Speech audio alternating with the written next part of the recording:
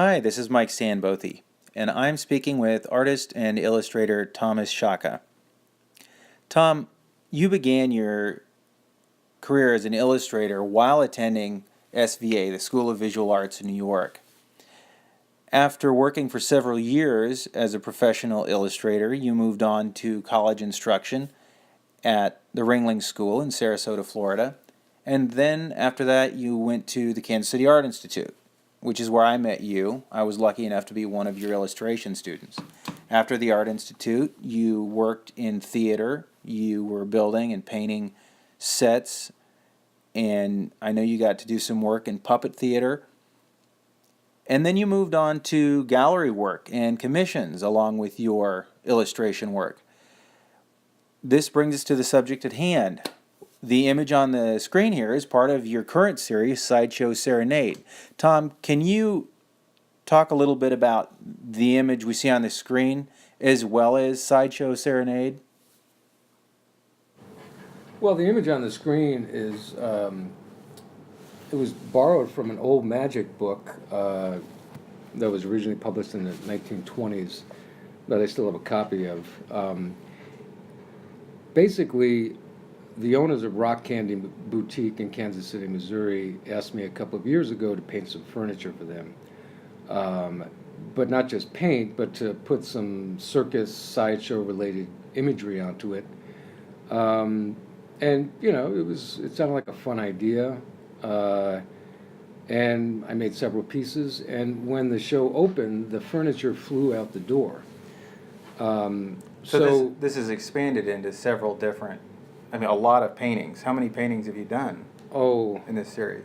I've done more drawings than paintings. I've probably done maybe under 12 paintings, but I've done an insane number of drawings, right? I've done over 200 black and white studies for the series, pencil studies. There are about 100 color drawings for the series and all of that drawing work has been digitally archived and turned into prints. So they're very small, but as you know, I can enlarge them. And they still look like finished works. They don't look like enlarged pieces at all. Yeah, the sketches and the drawings. But what happened was that we had this show, it was in May, and it was lovely. We had, balloons and a cotton candy machine.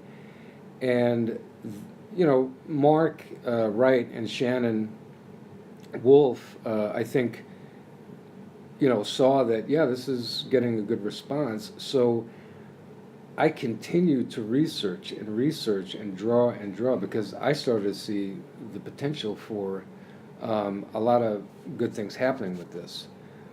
But I also just got, naturally pulled into the research and the possibilities of it. So it's expanded. You ended up. You've had other shows around town. You've had a lot of interest in the drawings. Mm-hmm. I know you've had a lot of tattoo artists interested in just those drawings. Yes. Yep. Well, it's amusing because Mercy Seat Tattoo, Whispering Danny's on 39th Street here in Kansas City, Missouri.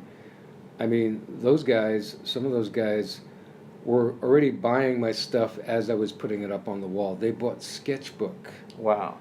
Pieces. I had requests to print copies of my sketchbook and bind it for some of the Mercy Seat guys because, they wanted it because it was cool and interesting, but also for reference. Right. And what's amusing to me is that I don't have a tattoo on my body. Uh-huh. And, these guys were really digging on this stuff. So I'm like, sure. I mean, we look at the same information, tattoo artists. I look at old flash art. We both look at old posters and old vintage designs, Victorian designs. So they're just, they're doing it on skin, and I'm still doing it on paper and canvas, So, and those guys are buying some paintings too. I know you've gotten some commissions through like Whispering Dan. Yes. But my understanding is this has expanded into other stuff too. You've gotten into social media and found people all over the place. Yeah, what happened, I have to say that the original series, as I started it, was based on historical characters, old photographs, people that were in operation, back at the turn of the century and maybe up until the 1950s. But once I started posting those images on social media, particularly Facebook, circus and sideshow groups, I could not believe just how many people are out there doing this stuff. Because if you turn on regular television, you're not going to see it. Right. Commercial television now, which I don't spend time with because I don't want to, you don't see this other form of culture, which Right. is very much alive. Right. It's just that we don't see it. So I started getting this amazing response from people like James Taylor and John Strong. Oh, cool. And those guys are master showmen. They have been in this business for years. It's their entire life. Guys like Ward Hall. So for me to get compliments from them was like, whoa. It still is it's the highest compliment that I could These get. are sideshow performers and magicians. James and John, they've been, James puts out a magazine, he's a publisher, but they are like the scholars of sideshow and circuses, but they also, Oh, cool. they run their own troupes. John Strong's got his own troupe. So they perform, but they also, they have their own troupes going. Wow. But they're they're the scholars. But along with those gentlemen, I have again started hearing from magicians, jugglers, sword swallowers, fire spitters, people that are doing the same forms of entertainment that were being done in all those gorgeous posters that I've looked at. Wow. And I'd like to, I'm going to drop some names here, but people like Michelle White in Australia, Charles Hoffmeister, who's a clown here in the United States, Brian Srotananda, who goes by the name of Hypnoswami, magician Victor Brisbane, Ty Swanson and Cavalcade of the Odd. I just finished a piece for Zoe Ziegfeld, who is the Snake Lady of Coney Island. Ray Valens, who's also the inside talker at Coney Island. I've been contacted by the Wet Boys, who is a band, but they have a sort of a... they've asked me to do a banner for them that has a sideshow theme. I've just started working with Frankie Sin and Donnie Vomit. And they're great American. I know. I know, what a great name. He's such a nice looking boy too. But Donnie Vomit, But and there are other people that I've had just wonderful contact with. And I've never met any of them. Wow. They have only seen my work. I don't communicate much. I don't post any personal stuff on social media. I just put my work up. And I'm still amazed at the response. And, I've been doing illustration and artwork for decades, but this subject matter has, it means a lot to people, and it means something to me, even though I'm not a performer. But I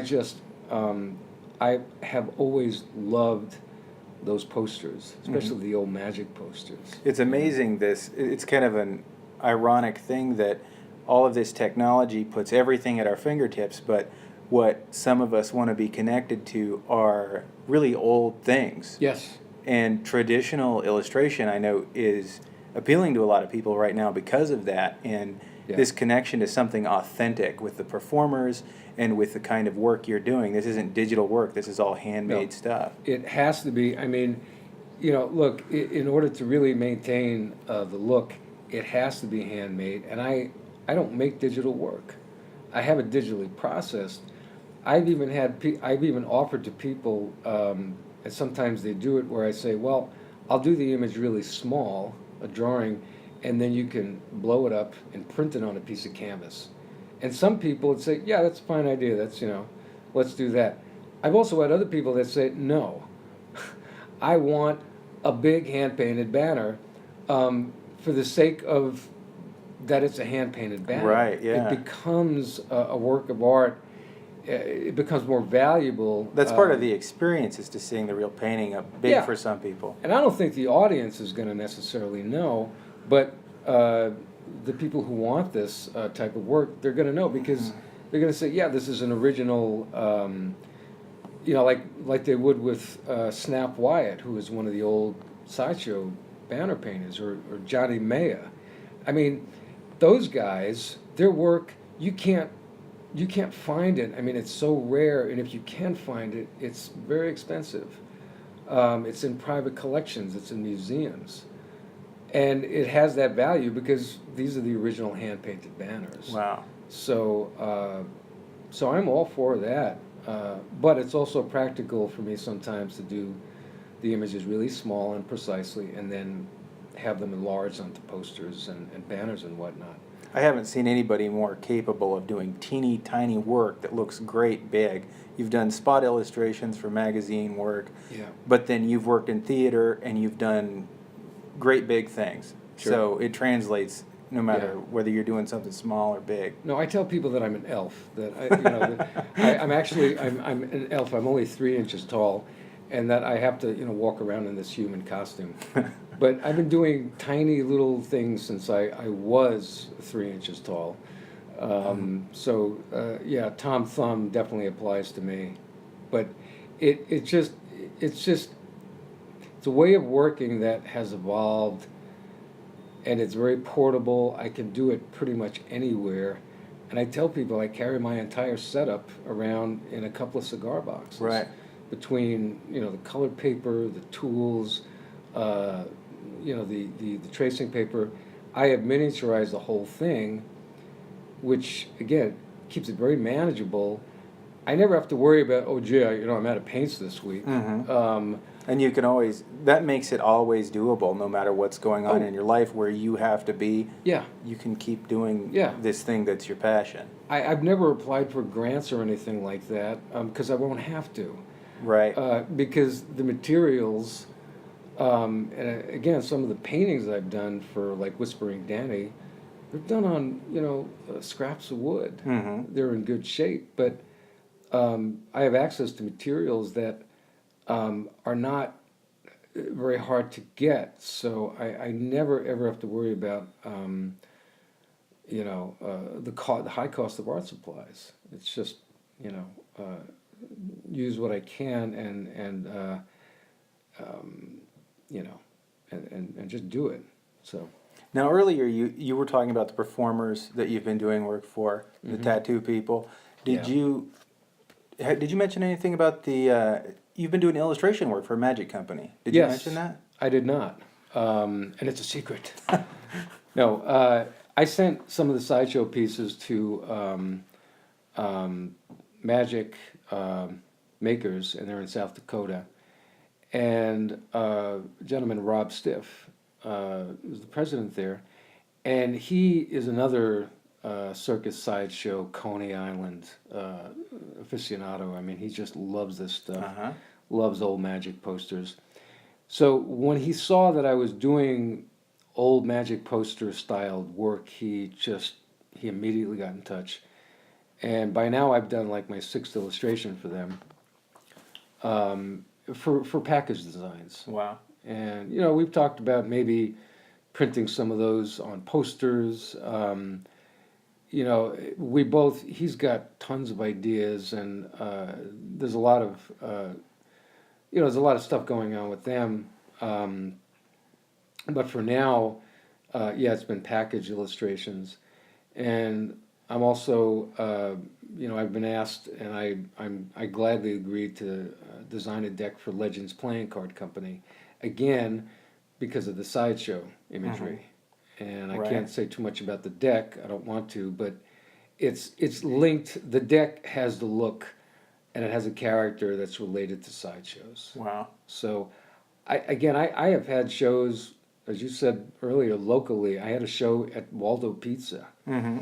It was a test show before I had a larger show at the Todd Weiner Gallery, but I put up color prints, and I sold them for about $10. Right.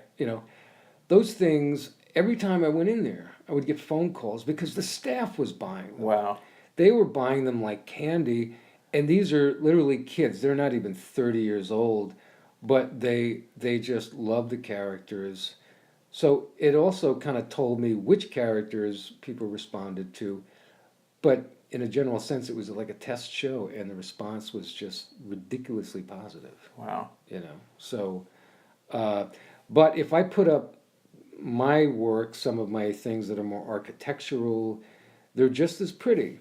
Right. But the subject matter is really what appeals to people. Right. You know, same Yeah. technique, same colors, my same everything, but because it's a subject, a sideshow circus character, that's what people are really responding to. It must be really exciting to find some subject matter like this that it connects to you in so many ways. Whether, I mean, you're a magician of sorts yourself, Yeah, and you're growing up in New York, the Coney Island thing. I think that has some yep, connection for you, yep. and you get to do this, and it's connecting with so many people.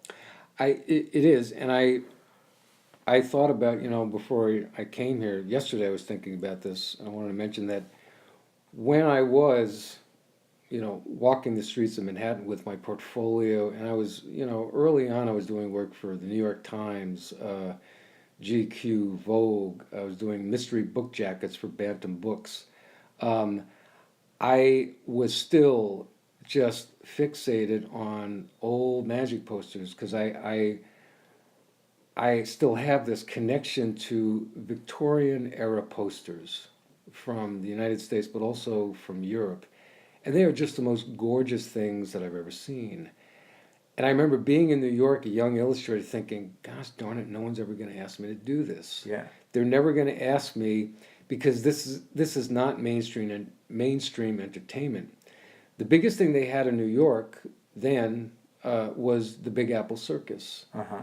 And Paul Davis had kind of the corner on that. The illustrator Paul Davis, you know, he was designing and painting their posters.